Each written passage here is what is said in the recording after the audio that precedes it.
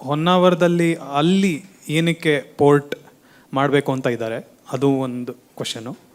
ಆಮೇಲೆ I hope the port doesn't happen, ಅಂದರೆ port ಆಗಬಾರ್ದು. ಬಟ್ ಆದರೆ ನಿಮಗೆ ಏನಾದರೂ ಪ್ಲ್ಯಾನ್ಸ್ ಹೇಳಿದಾರಾ? ನಿಮಗೆ ಏನು ಕೊಡ್ತಾರೆ, ಅಂದರೆ ನೀವೇನಾದರೂ ರೀಲೊಕೇಟ್ ಮಾಡಬೇಕಾ, ಬೇರೆ ಕಡೆ ಹೋಗಬೇಕಾ, ಆ ಥರ ಏನಾದರೂ ಹೇಳಿದಾರಾ? ನಾವು ಯಾವುದೇ ಕಂಪೋಸರ್ನಿಗೆ ಆಗಲಿ ಯಾವುದೇ ಪರಿಹಾರಕ್ಕೆ ಆಸೆ ಪಟ್ಟವರಲ್ಲ ಸರ್. ಮತ್ತು ನಮಗೆ ಕೊಡ್ತೀವಂತ ಹೇಳಿ ಯಾರೂ ಇನ್ನೂ ತನಕ ಹೇಳಲಿಲ್ಲ. ಯಾಕೆಂತ ಹೇಳಿದರೆ ನಾವು ಪರಿಹಾರ ತಗೊಂಡು ಬೇರೆ ಕಡೆ ಹೋಗಿದ್ರು ಕೂಡ ನಮ್ಮ ಹತ್ರ ಜೀವನ ಮಾಡಲಿಕ್ಕೆ ಸಾಧ್ಯ ಇಲ್ಲ ಸರ್. ಯಾಕಂತ ಹೇಳಿದರೆ ಮೀನುಗಾರರಿಗೆ ಸಮುದ್ರ ಬಿಟ್ಟರೆ ನದಿ, ನದಿ ಬಿಟ್ಟರೆ ಸಮುದ್ರ, ಇದು ಎರಡೇ ಇರುವುದು ಸರ್ ನಮ್ಮ ಜೀವನಕ್ಕೆ. ಇದು ಎರಡು ಇಲ್ಲದಿದ್ದರೆ ಮೀನುಗಾರರ ಹತ್ರ ಯಾವುದೇ ಕೆಲಸ ಮಾಡಿ ಜೀವನ ಮಾಡಲಿಕ್ಕೆ ಸಾಧ್ಯ ಇಲ್ಲ ಸರ್. ಉದಾಹರಣೆಗೆ ನಮ್ಮ ಕಾರವಾರದಲ್ಲಿ ನೀವೇ ಇದ್ದಾಗ ಅಲ್ಲಿ ನಮ್ಮ ಮೀನುಗಾರರು ಭಾಳಷ್ಟು ಜನ ಇದ್ದರು. ಅಲ್ಲಿ ಜನರನ್ನು ಎತ್ತಂಗಡಿ ಮಾಡಿ ಚಿತ್ತಾಕುಲದಲ್ಲಿ ಜಾಗ ಮತ್ತು ಮನೆ ಕೊಟ್ಟಿದ್ದಾರೆ ಅವರಿಗೆ.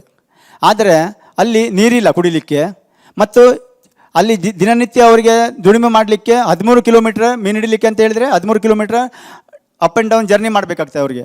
13 ಮೀಟ್ರ್ ಹೋಗಬೇಕು, 13 ಮೀಟ್ರ್ ಬರಬೇಕಾಗ್ತದೆ ಅಲ್ಲಿ. ಮತ್ತು ಯಾವುದೇ ರೀತಿಯ ಅಂಗಡಿಗಳು ಯಾವುದೂ ಇಲ್ಲ ಆ ಪ್ರದೇಶದಲ್ಲಿ, ಕೊಟ್ಟಂಥ ಪ್ರದೇಶದಲ್ಲಿ.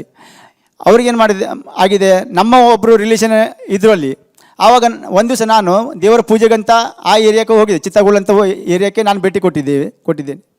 ಆಗ ಅಲ್ಲಿ ಕೊಟ್ಟಿರುವಂಥ ಮನೆಗೆ ಎಲ್ಲ ಮನೆಗೆ ಬೀಗ ಹಾಕಿದ್ದಾರೆ ಸರ್. ಅದು ನನಗೆ ಗೊತ್ತಿರಲೇಕಿತ್ತು. ಕೆಲವರು 3-4 ಮನೆ ಮಾತ್ರ ಓಪನ್ ಇತ್ತು. ಆವಾಗ ನಾನು ಕೇಳಿದೆ, ಇಲ್ಲೆಲ್ಲ ಮನೆಗೆ ಯಾಕೆ ಬೀಗ ಹಾಕಿದ್ದಾರೆ ಅಂತ.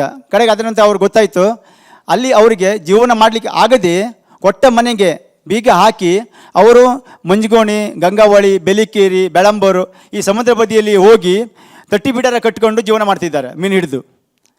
ಅದೇ ಪರಿಸ್ಥಿತಿ ನಮಗೆ ಬರ್ಬೋದು ಅಂತ ನಾವು ತಿಳ್ಕೊಂಡಿದ್ದೀವಿ ಸರ್. ಯಾಕಂತ ಹೇಳಿದರೆ ನಮ್ಮಲ್ಲಿ ಆ ಏರಿಯಾದಲ್ಲಿ ಕಡಿಮೆ ಅಂದರೆ 5,000ಕ್ಕಿಂತ ಹೆಚ್ಚು ಫಿಷರ್ಮೆನ್ ಇದ್ದೇವೆ. ಈ ಅಷ್ಟು ಜನರನ್ನು ನಾವು ಗುಡ್ಡದ ಮೇಲೆ ಅವರು ನಮ್ಗೆ ಜಾಗ ಕೊಟ್ಟು ಇಲ್ಲ ಮನೆ ಕಟ್ಟಿಕೊಂಡು ಕೊಡ್ಬೋದು. ಆದರೆ ಜೀವನ ಏನು ಮಾಡೋದು ಸರ್? ನಾವು ಎಷ್ಟು ದಿನ ನಮ್ಮ ಹತ್ರ ಬದುಕಲಿಕ್ಕೆ ಆಗ್ತದೆ? ಬದುಕಲಿಕ್ಕೆ ಆಗುವುದಿಲ್ಲ, ನಮ್ಮ ಹತ್ರ ಜೀವನ ಮಾಡಲಿಕ್ಕೆ ಸಾಧ್ಯ ಇಲ್ಲ. ಅದಕ್ಕಾಗಿ ನಮಗೆ ಯಾವುದೋ ಆಮಿಷಕ್ಕೆ ನಾವು ಒಳಗಾಗುವುದಿಲ್ಲ. ಅದಕ್ಕಾಗಿ ನಾವು ಎಷ್ಟು ನಮಗೆ ಶಕ್ತಿ ಇದೆ ಅಲ್ಲಿ ತನಕ ನಾವು ಈ ಊರನ್ನು ಬಿಟ್ಟುಕೊಡಬಾರ್ದು. ನಮ್ಮ ಬದುಕಿಗಾಗಿ ಮತ್ತು ನಮ್ಮ ಈ ಹಕ್ಕಿಗಾಗಿ ನಾವು ಹೋರಾಟ ಮಾಡ್ತಿದ್ದೀವಿ, ನಮ್ಮ ಜೀವನಕ್ಕೋಸ್ಕರ. ಅಷ್ಟೇ ಸರ್.